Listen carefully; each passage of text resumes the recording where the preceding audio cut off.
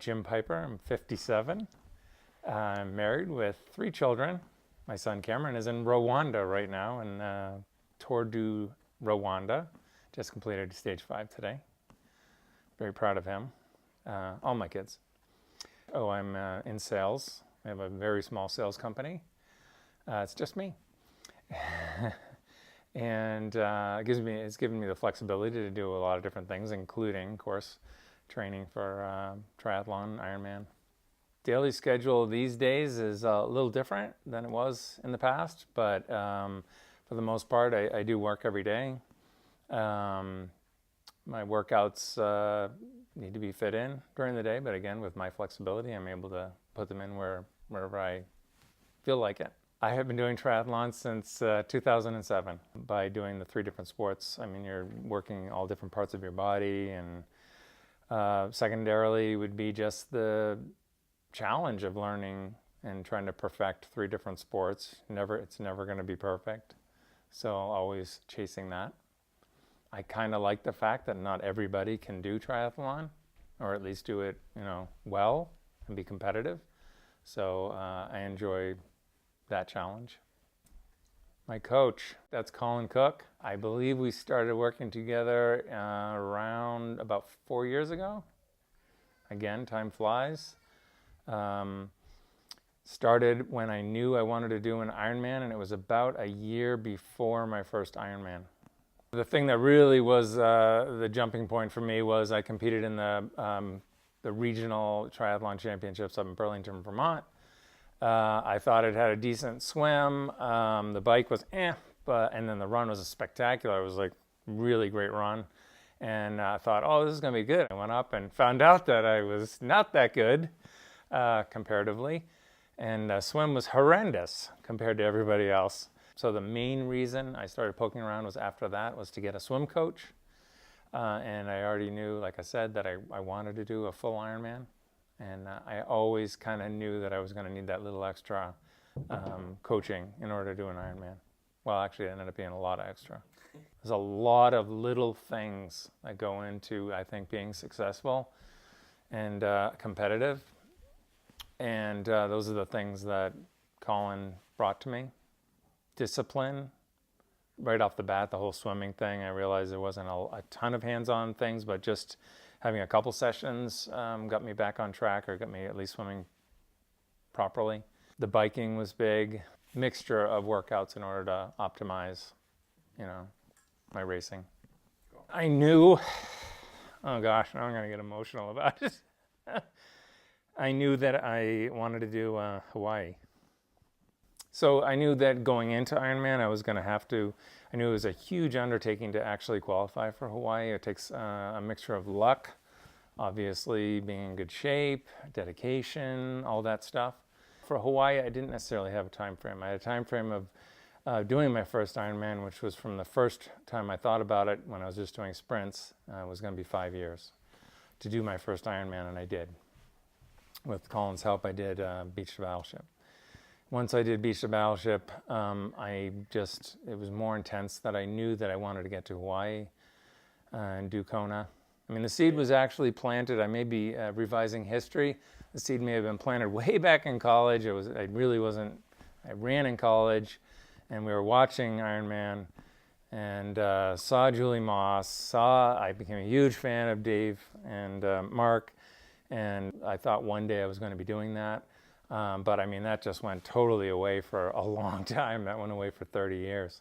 I guess, again, I don't want to revise history, but our plan was to do Coeur d'Alene that year and then Maryland.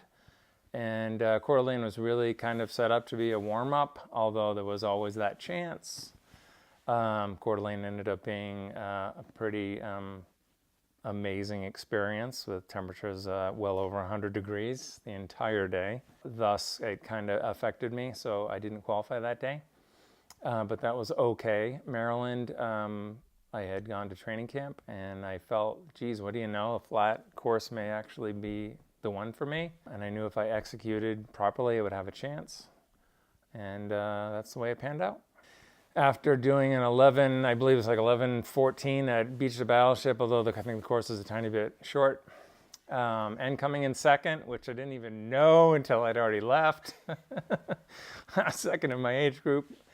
Decided to do Tremblant next, did the training camp, which was awesome. That really opened my eyes. And Tremblant, for the most part, went to plan.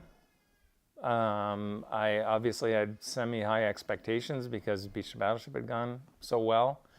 But again, I don't go into any race thinking everything's going to go perfectly. I just try to execute the plan, and if I do, then things will go well. The training plan was always there. So I was out there just trying to complete that training plan. And if something happened during the plan, I would contact Colin and find out what I needed to do to adjust or fix the plan. Obviously each one of us is going to have niggles along the way, and it may affect what we're doing during our training. By cross-training, you have fewer injuries or what have you. You're still going to have niggles, and I certainly had the plantar fasciitis in the first 2 years. So that kind of affected training. So it was always a pretty big challenge, I think, to keep adjusting the plan. I think it was natural for someone like me who's been on and off training, running-wise at least, for a long time, and self-driven. And also did a lot of reading for a few years prior to having a coach about triathlon, because I was doing it for a few years prior to sprints and Olympic, and actually I believe I might have done a couple of half irons before being coached. So, I kind of went into the thing feeling like I already knew stuff. So I remember during the first year, I was probably questioning some of the stuff more often than I probably should have, because I didn't know what I was doing, as it turns out, in some of those things. I would say it took me, and again, I'm just me, and like I just described, I would say it took me at least a year, maybe even into 2 years before I finally just completely gave in and had complete trust. And it was nothing to do with Colin, it had to just do with me and just feeling like I knew what to do. And once I had done that, I actually felt so much more relieved and relaxed about training. All kinds of things that we end up getting directed towards by having in contact with a coach. And of course, Colin's like one of the best examples there is out there. I mean, he walks the walk, walks the talk, gets it done. I mean, how could you ask for somebody as a better role model for Ironman? I mean, just incredible. I wished I could be, exactly like and approach Ironman exactly like Colin does, but, I can't exactly. I can try to approach it, but things happen a little bit differently. But I will always strive to do those things. The thing that really jumps out at me is the thing I really want to be able to do is finish the race like strong, instead of just having some issues like cramping and things like that I'm just always working on. I think even those of us who think we have the discipline to do it, having somebody who's, I always say, on my shoulder all the time. And that's pretty critical, because there's definitely going to be those times, no matter how driven you are, that you might just bail out on a workout if you don't have a coach. And if you're paying this person, you're trusting them, and if you don't follow exactly what they say, how can you expect to get the results that you want? Even if it's just completing a marathon or completing an Olympic triathlon, if you're not following a plan of some kind, then it's not going to go as you'd hoped. So having a coach that's a live person and can adjust and talk with you when necessary and all that is just really important. All you have to have is some desire to do something. Everyone has such different backgrounds. There could be people who were non-athletic and decided when they were in their 40s that they wanted to do a marathon, or again, anything endurance related, and just complete it.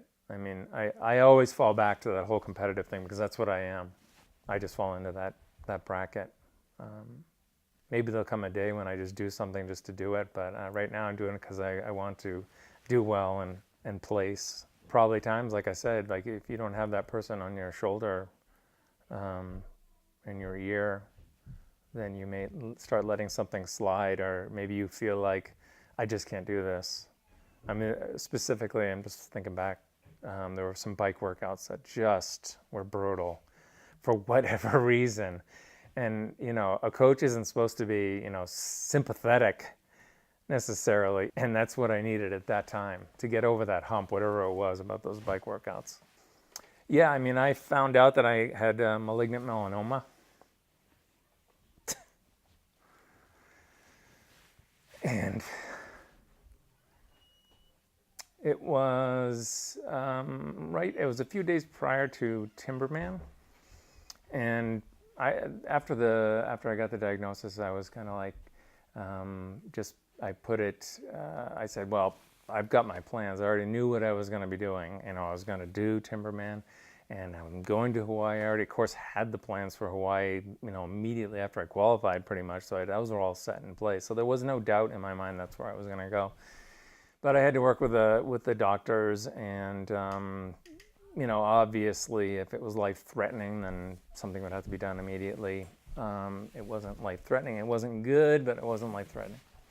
So we were able to do Hawaii, and I was able to, kind of put it in the back of my mind, and meanwhile get everything lined up and for what was going to be surgeries. And ironically, I remember I'm standing outside the main building there in Kona, and when I got the phone call, oh yeah, here's the day you're going to have your surgery, and we need to talk to you about all these different things. I'm sitting there going, really? Now? But I had to get that done. So anyway, had the surgeries. I ended up having a huge chunk taken out of my shoulder. I had my lymph nodes taken out on my left side. And I had immunotherapy, which, I went at it, very positively. I knew I was going to get sidelined for a while, but I kept saying, I'm going to be back to what I was, right? And they're like, oh yeah, we'll get you back on track. And unfortunately, the immunotherapy didn't go perfectly and attacked my immune system, attacked my pituitary, which my pituitary gland to this day is unfortunately still damaged. Which screws up my thyroid, which screwed up cortisol and testosterone. So all those things kind of that are associated with endurance and training hard. So it's been a battle. This past year has been like a roller coaster. Right now it's good. I'm feeling like I'm starting to get to that point where I'm going to start pushing a little harder, and I think some of the stuff could be mental after all I've been through. Still a long way to go, but I'm just going to keep pushing. So I hope to. I almost don't want to say things out loud about what my goals are, but the more I think about Kona, the more I want to get back there somehow, one way or the other. So that's out there. In order to succeed with a coach, you also still have to be a little bit self-driven. And you need to have, obviously you have to have goals. You have to commit to that, commit to the coach, do what they ask. I don't think Peak Triathlon necessarily wants to coach people who really aren't going to follow a plan, because what's the point? I don't think Peak wants to take your money. They want to succeed with you.